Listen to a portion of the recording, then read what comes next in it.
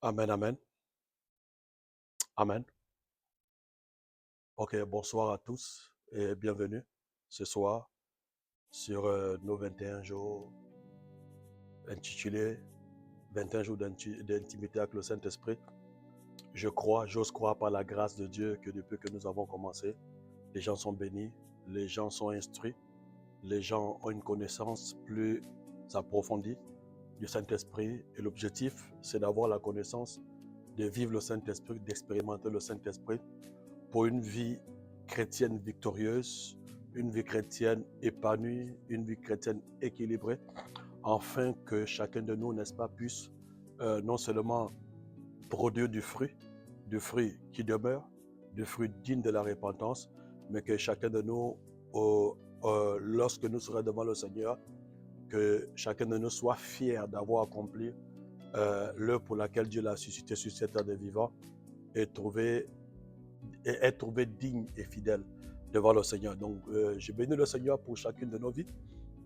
Et je crois que si le Saint-Esprit nous a inspiré ce thème, c'est parce que le Saint-Esprit veut que, en cette fin d'année, nous puissions mieux le connaître pour mieux aborder 2025, mais aussi que cette fin d'année soit pour une fin d'année caractérisée par la victoire, par le succès et par des témoignages vraiment glorieux. Et voilà. Donc, soyez les bienvenus à nouveau. Encore, je voulais dire, je vais prier et nous allons écouter la parole de Dieu. Et après, nous allons prier. Et voilà. Donc, Saint-Esprit, nous te souhaitons la bienvenue. Nous sommes contents que tu sois avec nous. Et nous croyons en toi. Et nous t'aimons et nous apprécions ta présence. Nous voulons respecter cette présence et te rendre toute la gloire. Merci Seigneur, alors que je me tiens devant ton peuple, je prie que l'atmosphère de chacune de nos villes soit sous ton contrôle, que les oreilles soient circoncises, que le cœur soit disposé, Seigneur. Je veux être cette bouche que tu vas utiliser pour parler à quelqu'un qui est en attente d'une solution à un problème, qui est en attente d'une direction, de la direction à prendre, qui est en attente, Seigneur, d'une réponse à des questions qu'elle se pose. Saint-Esprit, tu as la réponse à toutes les questions. Et nous prions que, à travers ces moments, tu glorifies Jésus, que tu te révèles encore davantage avec nous, à nous, afin que notre relation avec toi soit plus profonde. Nous voulons aller à nos profondes, pour plus de résultats dans ton Église et dans la vie de ton peuple. Au nom de Jésus, j'ai ainsi prié. Amen. Ok, que le Seigneur soit glorifié. Nous allons ouvrir nos Bibles rapidement. Nous sommes dans le livre de Jean. Jean, je suis au chapitre 14. Évangile selon Saint Jean. Nous sommes au chapitre 14 et nous allons lire du verset 12 au verset 14.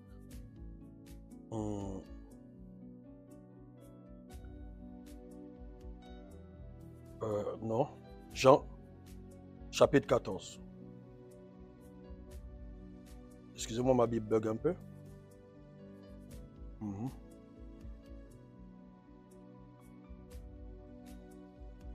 2 secondes, ma Bible bug un peu. S'il vous plaît. Shandarabakanta. Parakonta.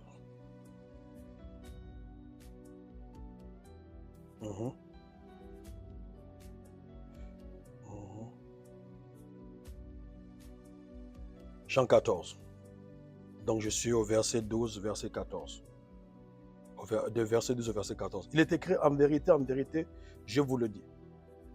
Celui qui croit en moi fera aussi les œuvres que je fais. Il en fera de même. Il en fera même des plus grandes parce que je vais vers mon Père. Ok. Donc voici une déclaration terrible de Jésus. Une déclaration, n'est-ce pas, une promesse. Jusque-là, qui reste, je vais dire comme ça, en attente de son accomplissement. Nous savons que Jésus, le Fils de Dieu, a fait 33 ans et demi sur la terre. Et là, nous sommes au soir de son ministère, au soir de son séjour terrestre. Et il est en train de préparer ses disciples, n'est-ce pas, pour son départ prochain. il va leur faire cette déclaration qui est vraiment une grande déclaration. Parce que Jésus était vu par les disciples comme un homme extraordinaire, bien qu'il était, bien qu'il le soit toujours. Mais les disciples n'auraient jamais cru un seul instant que Jésus pouvait faire cette déclaration. Il va leur dire que celui qui croit en moi fera les mêmes choses que j'ai fait. Il va même plus loin en disant qu'il fera des choses plus grandes parce qu'il était en train de partir vers son Père, parce que son temps était limité. Donc certainement Jésus avait encore d'autres œuvres à accomplir, mais le temps de sa mission sur la terre était limité à 33 ans. Il fallait qu'il s'en aille, parce qu'après lui, un autre consolateur devait prendre le relais. Alors, en disant cela, Jésus voulait, n'est-ce pas, amener ses disciples à une certaine révolution, amener ses disciples à voir des choses d'une autre manière. C'est-à-dire que Jésus voulait, en d'autres termes, dire à ses disciples que celui qui croit en moi, il sera comme moi. Parce que s'il arrive à faire les mêmes choses que moi, c'est qu'il est comme moi. S'il arrive à faire même plus que moi, c'est que quelque part, il est comme moi.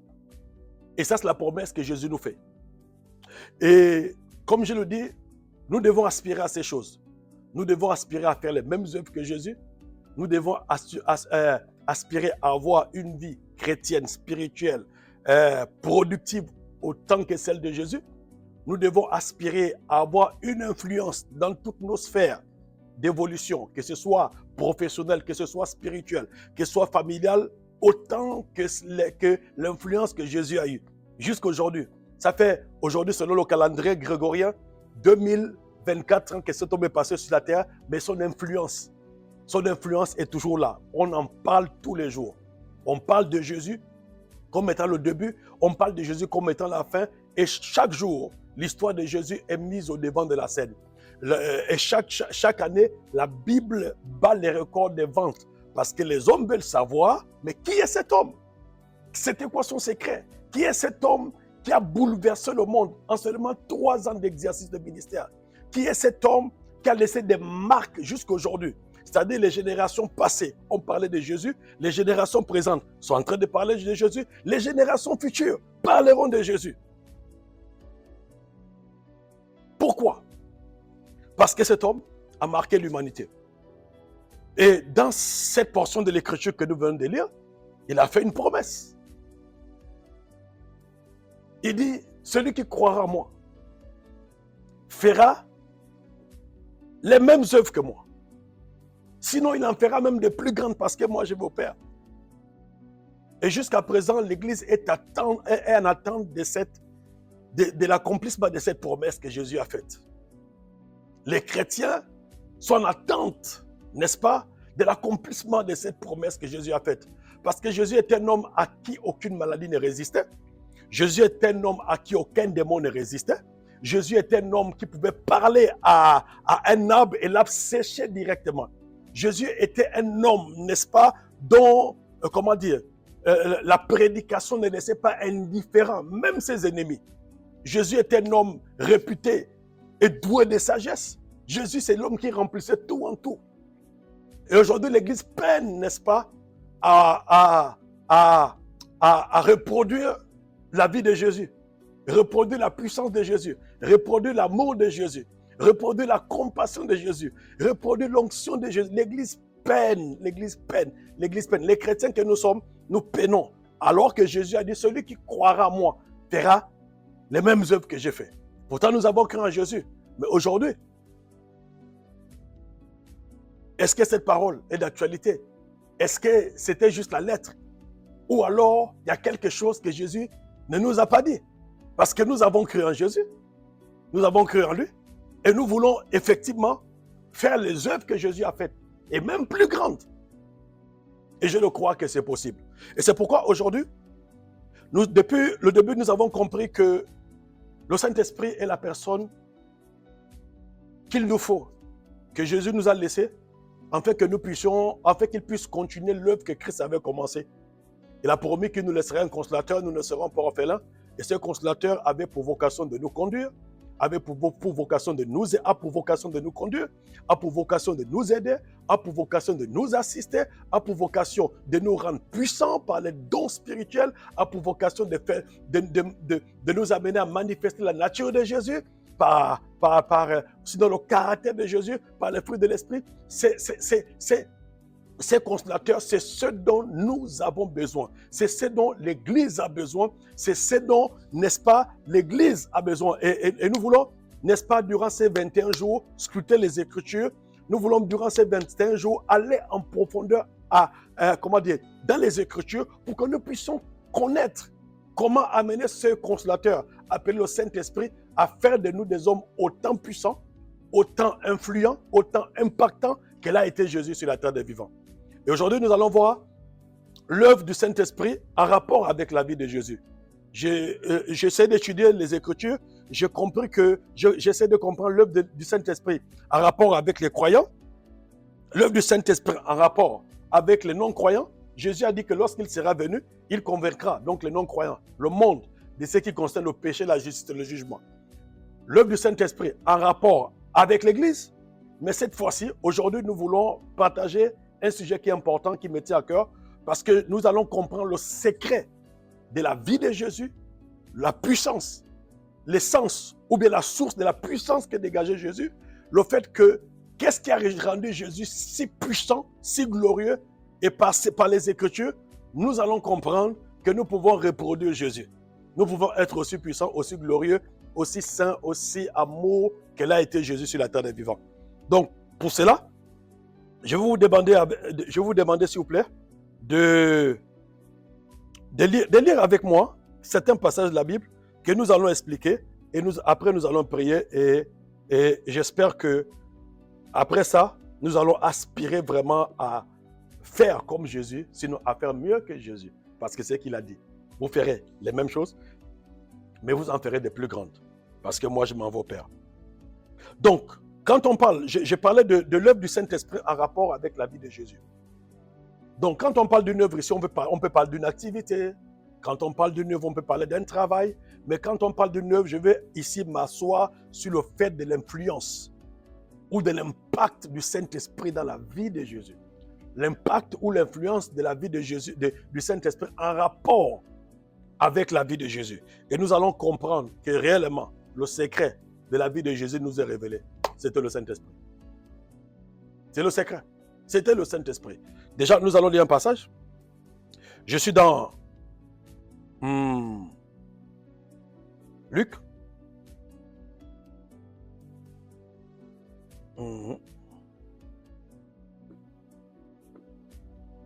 Luc.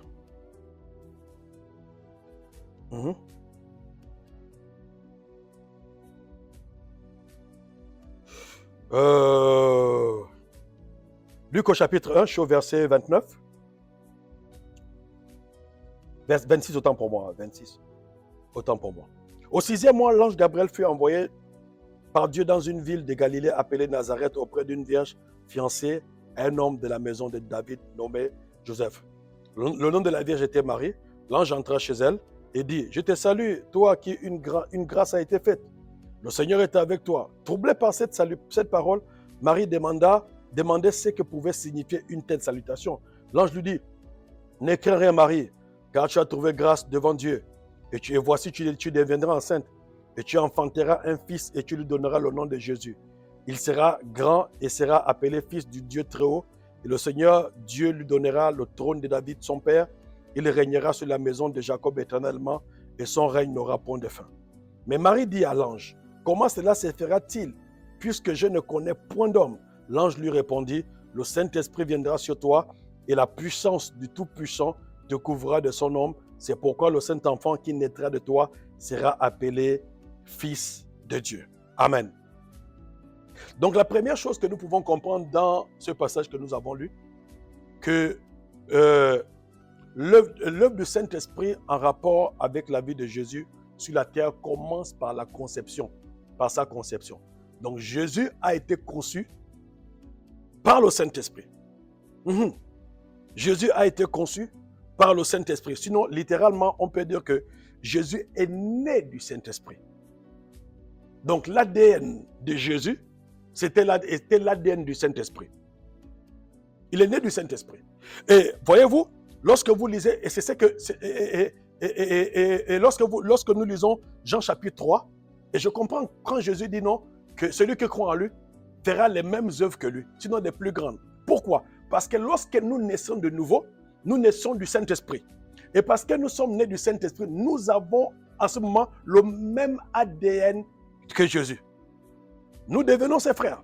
Donc le même Saint-Esprit qui a conçu Jésus, ou alors par lequel est né Jésus, la Bible déclare, lorsque Jésus a parlé avec Nicodème, lorsque Nicodème, Jean chapitre 3, Nicodème est venu voir Jésus pour dire, Rabbi, nous savons que tu es un docteur venu de Dieu, parce que personne ne peut faire ces miracles que tu fais si Dieu n'est avec lui. Jésus va lui dire, si un homme est né de nouveau, il ne peut voir le royaume de Dieu. Mais jusque-là, Nicodème qui est un érudit, Nicodème qui est un docteur de la loi, Nicodème qui est un homme, n'est-ce pas, qui a la connaissance de la lettre, de la loi et consort, ne comprend pas le langage de Jésus. Il va dire à Jésus, mais comment un homme peut-il être né de nouveau?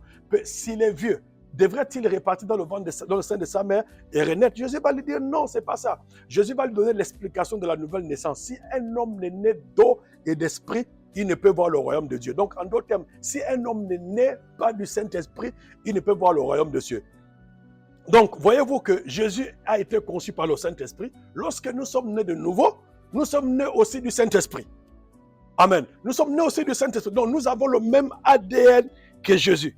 C'est pourquoi dans Hébreux chapitre 2 au verset 11, la Bible dit, c'est pourquoi il n'a pas honte de nous appeler ses frères. Pourquoi? Parce que nous avons le même ADN. Nous avons la même origine. Nous avons été, de même que Jésus a été conçu par le Saint-Esprit, nous sommes conçus par le Saint-Esprit lorsque nous sommes nés de nouveau. Nous avons le même ADN. Donc tel est, tel nous sommes. C'est ce que la Bible dit, tel est, tel nous sommes. Nous sommes son image, nous sommes sans ressemblance. Donc de par conséquent, si Jésus est puissant, c'est que nous sommes puissants puisque nous avons le même ADN. Si Jésus est grand, c'est que la grandeur est à nous. Si Jésus est saint, c'est que la sainteté est à nous. Si Jésus est glorieux, c'est que la gloire est à nous. Si Jésus a été impactant, c'est que nous aussi on peut impacter le monde puisque tel qu'il est, tel nous sommes. Le même Saint-Esprit, n'est-ce pas, qui a couvert Marie pour concevoir Jésus, c'est le même Saint-Esprit par lequel nous avons été conçus spirituellement lorsque nous avons reçu Jésus-Christ comme Seigneur et Sauveur. Donc par conséquent, nous ne sommes plus les descendants du premier Adam, parce que le premier Adam était terrestre, nous sommes les descendants du second Adam. La Bible dit que le premier Adam était une âme vivante, mais le second Adam était un esprit vivifiant. Donc nous sommes nés d'en haut, nous sommes nés de l'esprit, nous sommes des frères de Jésus, nous sommes semblables à lui, et je commence à comprendre pourquoi il a dit, celui qui croit en moi fera les mêmes œuvres. Puisque nous avons la même nature, puisque nous avons la même origine, nous avons le même Père, nous sommes frères et nous avons le même ADN. Nous sommes nés de l'Esprit. Jésus est né de l'Esprit. Donc, c'est tout à fait normal que Jésus nous fasse cette promesse. Parce qu'il savait que, de par la nouvelle naissance, nous devrons être comme lui. Et comme nous sommes comme lui maintenant, c'est anormal que nous ne fassions pas les mêmes choses. C'est anormal que nous n'ayons pas les mêmes résultats. C'est anormal que nous ne puissions pas, n'est-ce pas, avoir la même gloire, avoir le même succès, avoir le même impact. Amen. Et c'est pourquoi nous voulons comprendre que le plus grand secret de Jésus, c'était le Saint-Esprit. Et parce que Jésus savait que le Saint-Esprit allait nous être octroyé, et parce que Jésus savait qu'en partant, le Saint-Esprit allait travailler avec nous. Comme il travaillait avec lui, c'était normal que nous ayons les mêmes résultats, le même impact, la même puissance, la même gloire. Amen. Ok. On va avancer. L'œuvre du Saint-Esprit en rapport avec la vie de Jésus. Lorsque nous lisons, par exemple, Matthieu chapitre 4 ou Luc chapitre 4 également, Luc chapitre 4, lorsque Jésus revient des eaux de baptême, la Bible dit Jésus conduit par l'Esprit. Donc vous voyez que la vie de Jésus était rythmée par le Saint-Esprit. Jésus ne faisait rien sans le Saint-Esprit. C'est le Saint-Esprit qui le conduisait partout où il allait. Et parce qu'il s'est laissé conduire par le Saint-Esprit, automatiquement, il avait des résultats. Automatiquement, Dieu était avec lui. Et l'une des choses qui nous caractérise aujourd'hui, c'est parce qu'en fait, nous avons du mal à être conduits par le Saint-Esprit. Le plus souvent, c'est la chair qui nous amène à prendre certaines décisions. Le plus souvent, ce sont les sentiments humains qui, n'est-ce pas, dominent au milieu de nous, sur nous. Et même nous avons du mal de fois à reconnaître la voix du Saint-Esprit parce que le plus souvent, nos aspirations, nos désirs ne cadrent pas toujours avec la volonté de Dieu. Mais je crois que durant ces temps d'intimité avec le Saint-Esprit, durant ces 21 jours d'intimité avec le Saint-Esprit, Dieu a tiré la sonnette d'alarme pour nous interpeller qu'à partir de maintenant, laissez-vous conduire par le Saint-Esprit. Cherchez une intimité profonde avec le Saint-Esprit. Parce que lorsque le Saint-Esprit nous conduit, c'est la certitude de la victoire. Lorsque le Saint-Esprit nous conduit, c'est la certitude du succès. Lorsque le Saint-Esprit nous conduit, même si ça semble difficile d'entrer, au départ, la gloire à venir sera une évidence certaine. Parce que le Saint-Esprit ne peut pas nous conduire dans l'échec. Le Saint-Esprit ne peut pas nous conduire dans la désillusion. Le Saint-Esprit ne peut pas nous conduire, n'est-ce pas, dans la sécheresse. Si nous écoutons la voix du Saint-Esprit, c'est l'assurance que nous ferons les mêmes choses, les mêmes œuvres que Jésus. Parce que Jésus, sa vie était rythmée, sa vie était conduite par le Saint-Esprit. Si tu es d'accord avec moi, tu peux écrire vite. Tu peux écrire Amen, Amen, Amen. Troisième chose, quand j'ai lu ma Bible, dans le livre de Hébreux chapitre 9 au verset 14, on va lire Hébreux 9, 14. Hébreux 9, 14. Hébreux chapitre 9, et je suis au verset 14. Qu'est-ce que la Bible dit? Il dit ceci.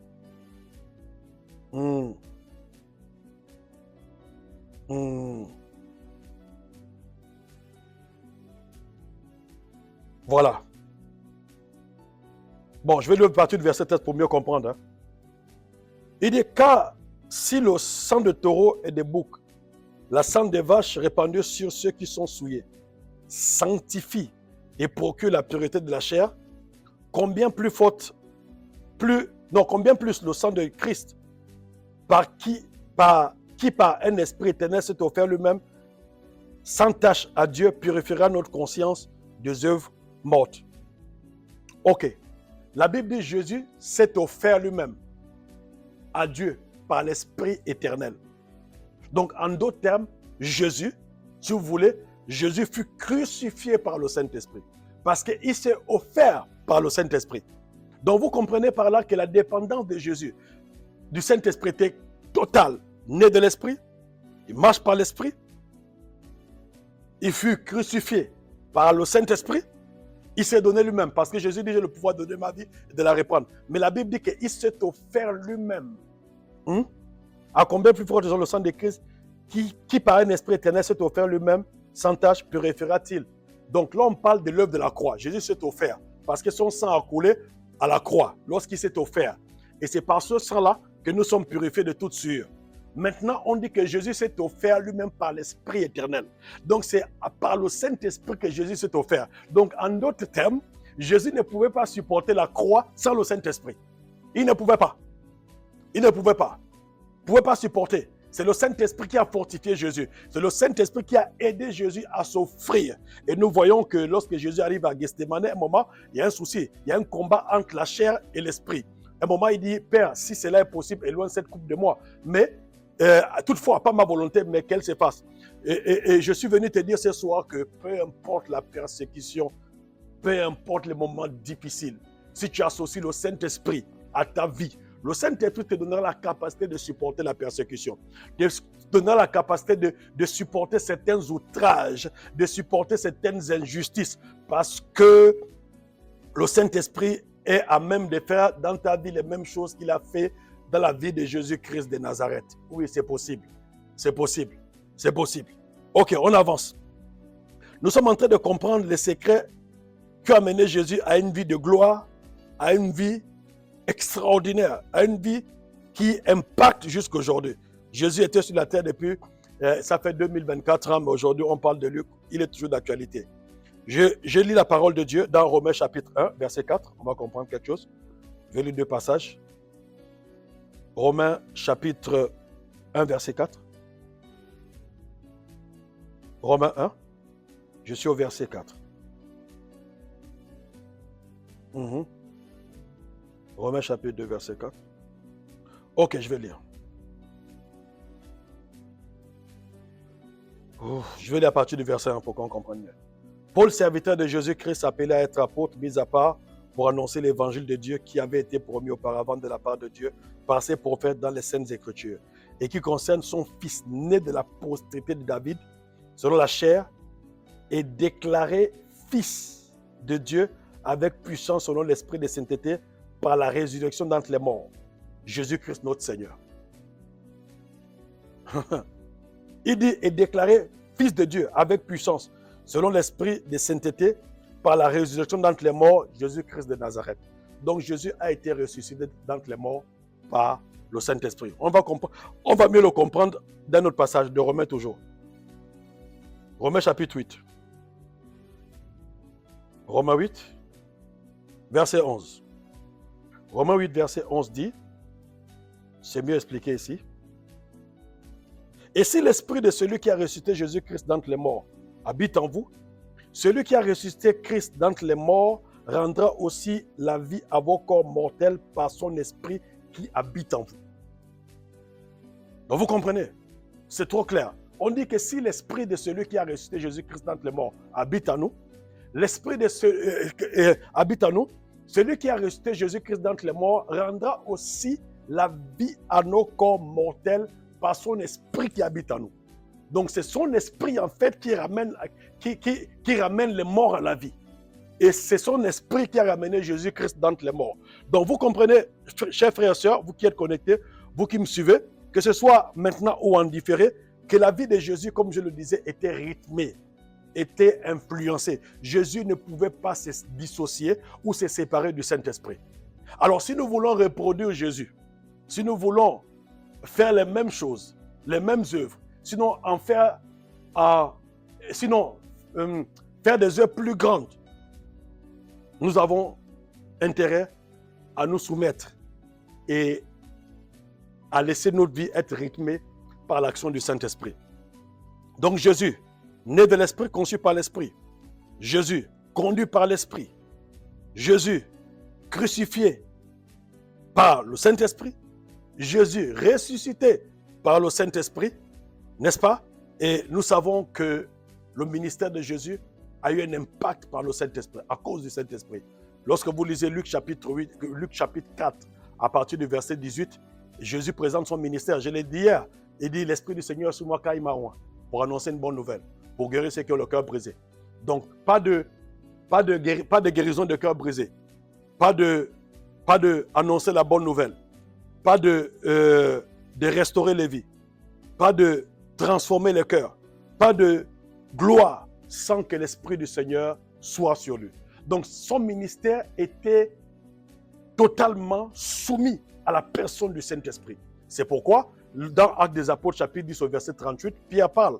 Il dit, vous savez comment Dieu a oint du Saint-Esprit et de force Jésus-Christ de Nazareth, qui allait de lieu en lieu, faisant du bien aux gens et guérissant tout ce qui était sous l'empire du diable, car Dieu était avec lui. Donc si nous voulons que les maladies nous soient soumises, nous voulons que les démons nous soient soumis, nous voulons avoir de l'impact, comme Jésus, parce qu'il a promis que nous ferons les mêmes œuvres que lui, une chose est certaine, si nous nous appuyons sur le Saint-Esprit, si nous sommes dépendants du Saint-Esprit, si nous avons une intimité profonde avec le Saint-Esprit, si nous avons une relation avec le Saint-Esprit, je vous rassure, selon les Écritures, que notre ministère, nos vies chrétiennes seront impactantes, nos vies auront une influence extraordinaire, le monde entendra et verra Jésus à travers nous.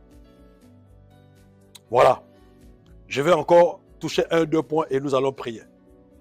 Donc Jésus, né de l'Esprit, Jésus, conduit par le Saint-Esprit, Jésus, oint du Saint-Esprit, Jésus, crucifié par le Saint-Esprit, Jésus, ressuscité par le Saint-Esprit. Et le dernier élément que nous allons voir avant de prier est celui-ci. Actes des Apôtres, au chapitre 1. Actes des Apôtres, chapitre 1. Acte 1. Je suis au verset 1 à 5. Théophile, j'ai parlé dans mon premier livre de tout ce que Jésus a commencé à faire et d'enseigner dès le commencement, jusqu'au jour où il fut enlevé au ciel après avoir donné ses ordres par le Saint-Esprit aux apôtres qu'il avait choisis. Après qu'il eut souffert, il leur apparut vivant et leur en donna plusieurs preuves, se montrant à eux pendant 40 jours et parlant des choses qui concernent le royaume de Dieu. Et comme il se trouvait avec eux, il leur recommanda de ne pas s'éloigner de Jérusalem, mais d'attendre ce que le Père avait promis, ce que je vous ai annoncé, car Jean baptisait d'eau, mais vous, dans peu de jours, vous serez baptisés du Saint-Esprit. Regardez, on dit, je viens sur le verset 2. Au verset 2, on dit jusqu'au jour où il fut enlevé au ciel, après avoir donné ses ordres par le Saint-Esprit aux apôtres qu'il avait choisis. Donc Jésus est en train de partir. Il va demander aux apôtres de rester et d'attendre la promesse du Père, qui est l'arrivée du Saint-Esprit et qui s'est manifesté le jour de la Pentecôte, afin que les apôtres soient équipés spirituellement pour, n'est-ce pas, être comme Jésus. Et là, la Bible déclare que Jésus va donner des ordres, sinon des instructions, par le Saint-Esprit à ses apôtres. Donc, en d'autres termes, c'est Jésus qui parlait, la voix était celle de Jésus, la bouche était celle de Jésus, mais l'inspiration, la pensée, c'était le Saint-Esprit. C'est le Saint-Esprit qui parlait à travers la bouche de Jésus. Bon, moi je me pose la question, elle est simple. Si Jésus est né de l'Esprit, si Jésus, fils de Dieu, pas de péché, Jésus, fils de Dieu, homme intègre, Jésus, fils de Dieu, homme plein d'amour, Jésus, fils de Dieu, homme incomparable, de par sa vie sur la terre des vivants. Mais si cet homme-là, malgré le fait qu'il soit saint, malgré le fait qu'il soit amour, malgré le fait qu'il ait toutes ses qualités, toutes ses capacités en tant que fils de Dieu vivant, et que Jésus dépendait, sa naissance, c'est le Saint-Esprit, sa conduite, c'est le Saint-Esprit, son ministère, c'est le Saint-Esprit, sa crucifixion, c'est le Saint-Esprit, son relèvement, donc c'est-à-dire sa résurrection, c'est le Saint-Esprit, et même encore, avant de partir, il donne des instructions. Ça veut dire que le Saint-Esprit parle à travers Jésus, n'est-ce pas, pour donner des instructions aux apôtres. Donc, à travers ces choses, ces écrits, ces portions des Écritures, j'ai compris que le secret de la vie de Jésus, c'était le Saint-Esprit. Et si nous voulons refléter Jésus, avoir les mêmes résultats que Jésus, il n'y a pas d'autre alternative que de nous soumettre au Saint-Esprit. Il n'y a pas d'autre alternative que de nous laisser conduire par le Saint-Esprit. Il n'y a pas d'autre alternative que, n'est-ce pas, d'avoir une relation avec le Saint-Esprit. C'est très, très important. C'est très important pour nous. Voilà. Donc, voilà un peu, en quelques mots, il nous reste 10 minutes que nous voulons exploiter pour prier.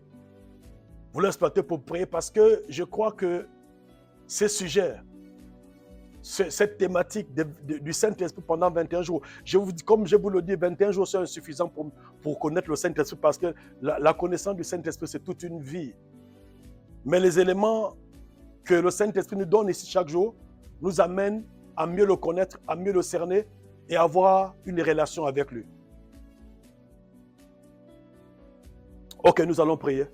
Là où tu es, tu peux incliner ta tête, tu fermes tes yeux et tu peux commencer à dire merci au Saint-Esprit. Apprends à lui parler.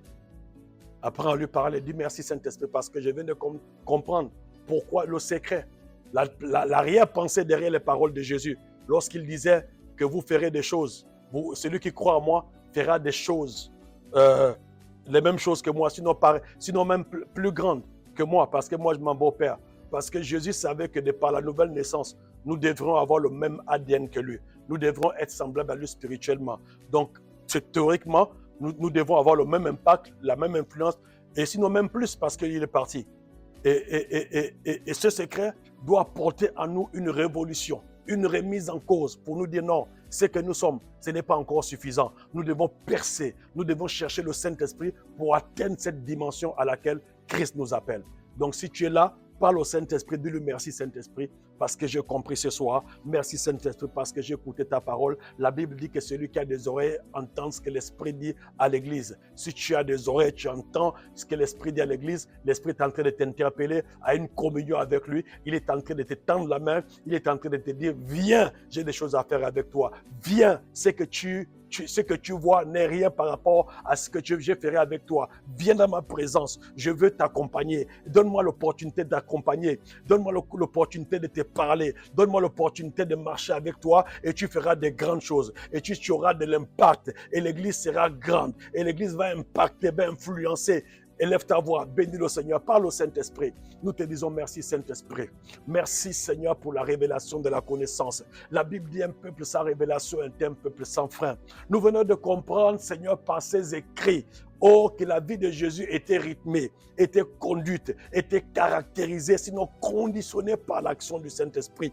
Et Seigneur, si nous voulons avoir les mêmes résultats que Jésus, nos vies doivent aussi s'aligner. Nos vies doivent aussi, Seigneur, se soumettre aux exigences, sinon à la réalité du Saint-Esprit. Et nous voulons te dire merci parce que si tu nous parles, c'est une interpellation. Si tu nous parles, c'est une instruction. Si tu nous parles, Seigneur, c'est parce que tu as entendu nos cris, tu as entendu nos prières et tu es descendu pour nous parler, pour nous donner la solution miracle, la solution de la délivrance, la solution de la restauration, la solution d'une église d'impact, d'une vie d'influence positive, Seigneur. C'est le Saint-Esprit. Et nous voulons te dire merci, Saint-Esprit. Merci, cher Saint-Esprit. Merci, cher Saint-Esprit. Merci, cher Saint-Esprit. Au nom puissant de Jésus. Au nom puissant de Jésus. Au nom puissant de Jésus-Christ de Nazareth.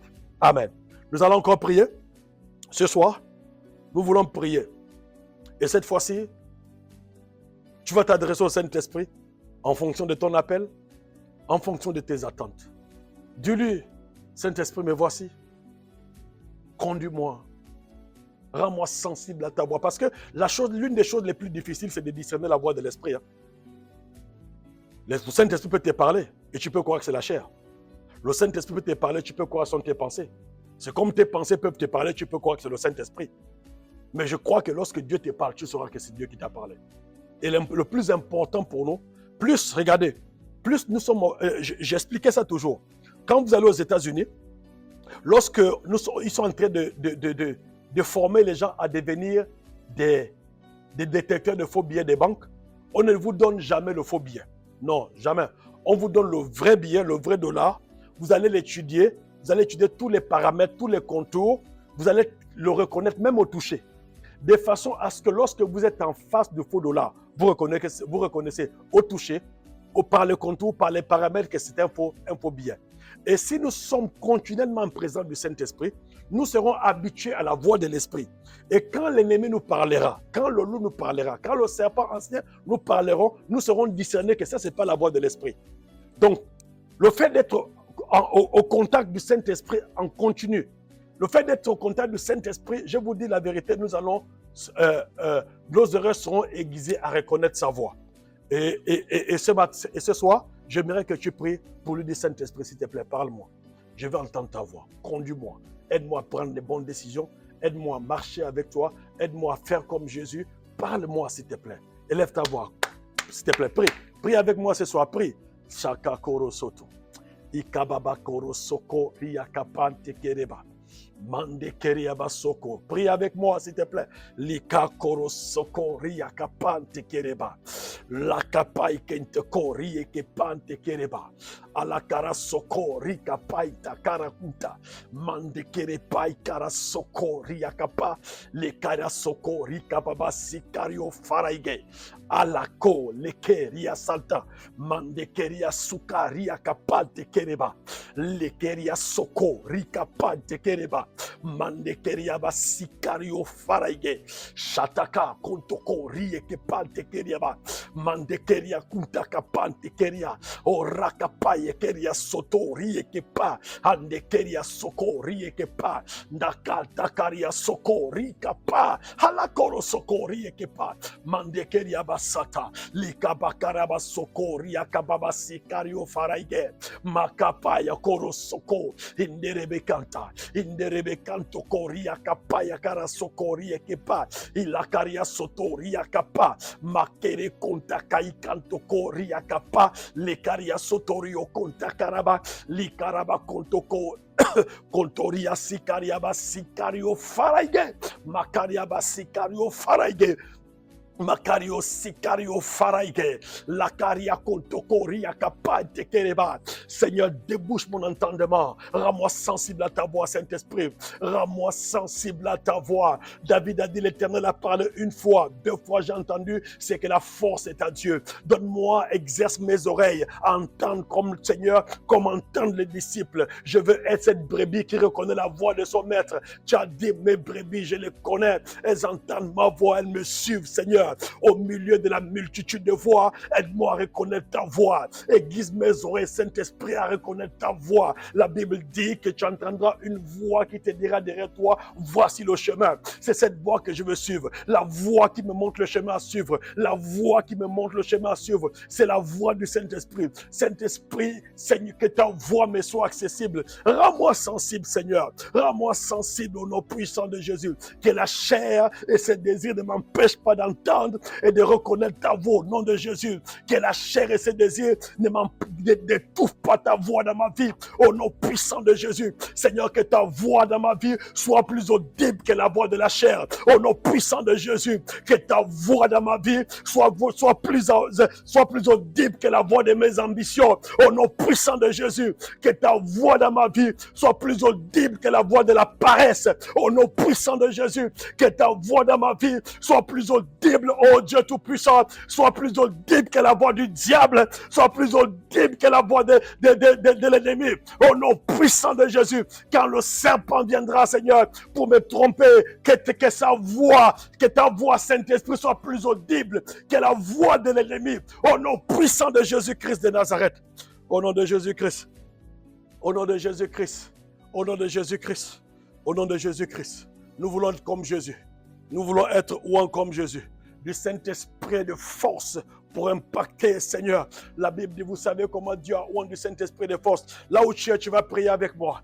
Tu vas prier avec moi. Il est écrit, vous savez comment Dieu a ouan du Saint-Esprit de force. Jésus-Christ de Nazareth qui allait de lieu en lieu, faisant du bien aux gens et guérissant tout ce qui était sous l'empire du diable. On dit et guérissant.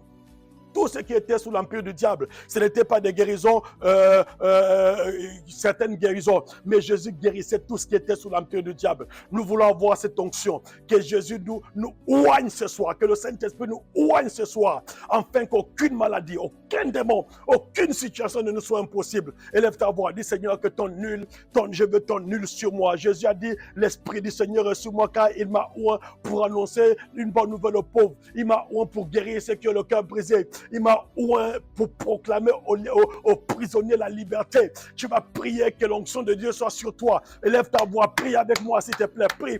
Profite de ce moment. Le Saint-Esprit est disposé à te oindre. Le Saint-Esprit est disposé à te oindre. Je prie au nom puissant de Jésus. Cher Saint-Esprit, que l'onction de Dieu soit sur moi. Que l'onction de Dieu coule sur ma vie. Seigneur, parce que l'onction me qualifie, Dieu Tout-Puissant. Qu'elle me qualifie pour guérir les malades. Qu'elle me qualifie pour chasser les démons. Qu'elle me qualifie, Seigneur, oh Dieu, pour détruire les œuvres du diable. Je veux être comme Jésus. Je veux être comme Jésus. Je veux être comme Jésus. Il est écrit, celui qui croira en moi fera les mêmes choses que j'ai fait. Sinon, il en fera de plus grandes. Tu nous as expliqué ce soir que nous avons le même ADN que celui de Jésus. Jésus a été conçu par l'Esprit. Jésus est né de l'Esprit. Nous sommes aussi nés de l'Esprit, Seigneur. Oh oui, le secret de Jésus, c'était le Saint-Esprit. Nous aussi, Seigneur, nous embrassons le Saint-Esprit. Nous acceptons de marcher avec le Saint-Esprit. Saint-Esprit, où en nous de force et de puissance ce soir. Où en nous de force et de puissance.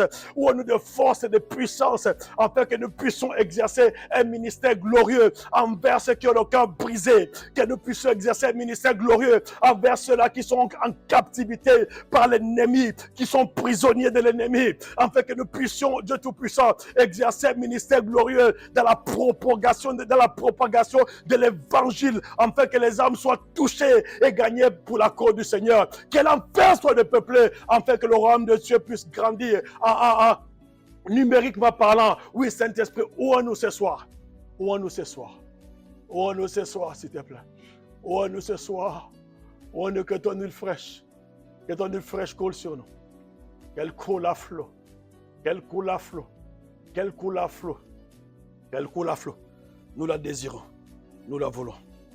Saint-Esprit, plus que tout, plus de toi, Seigneur, plus de toi, plus de ta ressemblance, plus de toi. Seigneur, nous voulons plus de toi, plus de ta ressemblance, dans l'amour manifesté, dans les signes, les miracles et les prodiges, dans la sagesse, dans la puissance, plus de toi, Seigneur, plus de toi, Saint-Esprit, plus de toi, plus de ta ressemblance, plus de toi, Karabakonta, plus de ton onction dans ma vie, plus de ta présence dans ma vie, plus de ta puissance dans ma vie, tel est mon désir. Seigneur, plus de toi, Seigneur, plus de toi, Saint-Esprit, plus de toi, plus de ta ressemblance, plus de toi, plus de ta présence dans ma vie, plus de ton onction dans ma vie.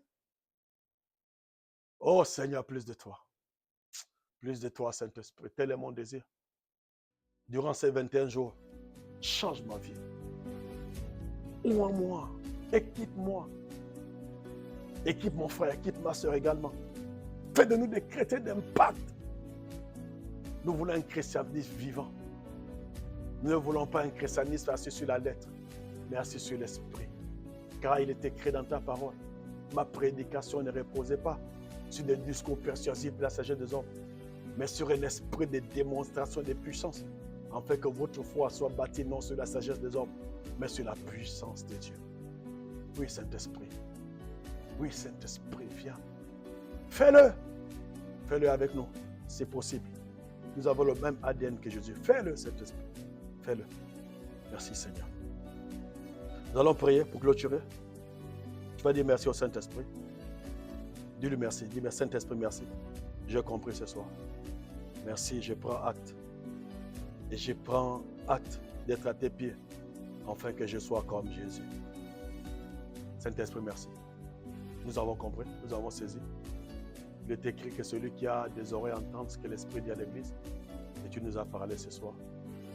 En nous rappelant que c'est l'homme le plus saint, l'homme qui est né sans aucun péché, avait besoin du Saint-Esprit. Ce n'est pas nous, Seigneur. Ce n'est pas nous. Nous avons besoin de toi. Et nous prenons la résolution de marcher avec toi, de nous laisser conduire par toi, de te faire entièrement confiance. Afin que nos vies soient un témoignage. Nos vies aient de l'impact pour notre génération, pour nos semblables. Et que ton Église, Saint-Esprit, qu'aucune puissance de mort, aucune puissance des ténèbres ne puisse prévaloir contre ton Église. Car tu as dit, je bâtirai mon Église sur le roc. Et les portes de ce jeu de monde ne peuvent pas la renverser. Merci Seigneur. Merci de venir te mouvoir dans ta maison, dans ton Église et dans la vie de chacun de tes enfants. Au nom de Jésus. Amen.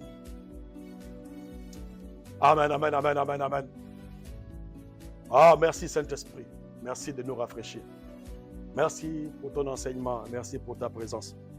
Ok, chers frères et sœurs, nous voici à la fin de ces moments pour aujourd'hui. Et nous voulons rendre toute la gloire au Seigneur. Dire merci au Saint-Esprit pour ses interpellations quotidiennes parce que nous devons refléter Jésus. Et nous vous donnons rendez-vous demain à la même heure. Non, demain, par contre, nous serons en ligne à partir de 21h. À la même heure. La régie me fait croire. Hein? Dimanche, à quelle heure? Désolé, nous avons demain rendez-vous à l'église. Nous avons le culte à partir de 10h au 460 Clos de la Courtine. Donc nous sommes à Noisy-le-Grand pour ceux qui ne sont pas des nôtres et qui voudraient se joindre à nous pour adorer le Seigneur ensemble. Vous arrivez au centre commercial Noisy-le-Grand. Si vous êtes en voiture, vous garez au parking au deuxième étage et vous êtes entre l'allée 8 et 11. Et aussi, vous pouvez, n'est-ce pas, visiter notre page sur Facebook ou Instagram, Centre chrétien des rachetés. Comme ça, vous aurez toutes les données, toutes les informations, le numéro de téléphone pour, n'est-ce pas, vous permettre de vous joindre à nous. Nous espérons vous voir nombreux parmi demain. Ensemble, nous serons là pour glorifier le Seigneur. Et en soirée, et nous serons... La régie me fait... Régie, demain soirée. Donc, rendez-vous pris pour lundi à partir de 22h. Lundi à partir de 22h, nous serons là pour continuer nos 21 jours d'intimité avec le Saint-Esprit. Demain soir, nous vous donnons l'occasion, n'est-ce pas, de mettre en pratique tout ce que vous avez appris depuis le début de la semaine. Que Dieu nous bénisse. Demain, 10h pour notre culte dominical. Et lundi, nous serons en live à partir de 22h. Shalom, que le Saint-Esprit soit avec vous. Amen.